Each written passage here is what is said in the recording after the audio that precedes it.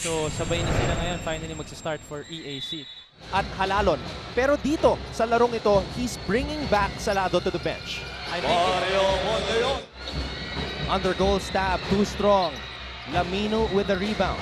Lamino backing down, Mark Tano, and he scores. EAC being one of the highest rebounding teams in the league. Lamino is the sweeper dito sa defensive set na ito ng EAC. Deontay Holtz cutting inside and scoring off a sweeping hook.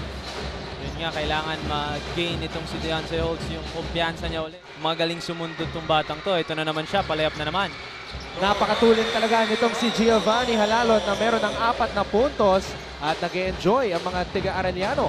Tira up on D, creating steals, creating turnovers from AAC. Salado, ito na naman sila. Umaarangkada. Great finish by Zamora. John Kenneth Zamora, isa sa mga bagong addition. Baka makasilat sa huli. Halalon. Killer crossover. Inside pass. Count the basket.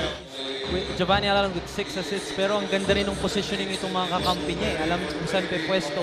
51-33 ang ating talaan. Lamang po ang Arellano kontra sa EAC. Maski na Exactly. ganito ang kalamangan nila ngayon. That's what Coach Jerry was telling us before the game nga. Because of nag-relax sila last game, yung 19-point lead nila nawala. To get a hand on that shot. Great effort by the 6'9" Lamino at Onwu Bere. Nakapuntos pa. That's a big adjustment for EAC. Nung first half, hindi sila masyadong bumababa. Kaya nakakatakbo tong Arellano. Here comes Giovanni. Bounce pass. Salado. Giovanni Salado. Arena. At makisali sa sayahan dito sa NCAA Season 91. Ross po, kasama si Mikey Reyes at kasama rin natin at courtside si Myrtle, Salado, and Halalon on the floor. And now Halalon going freestyle. He can afford to go freestyle. He has room for a little bit of errors right now. Salado trying to race ahead of the pack.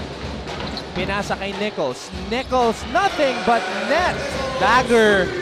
Parang mag-mature sila. Again, the final tally 92-80 in favor of Arellano.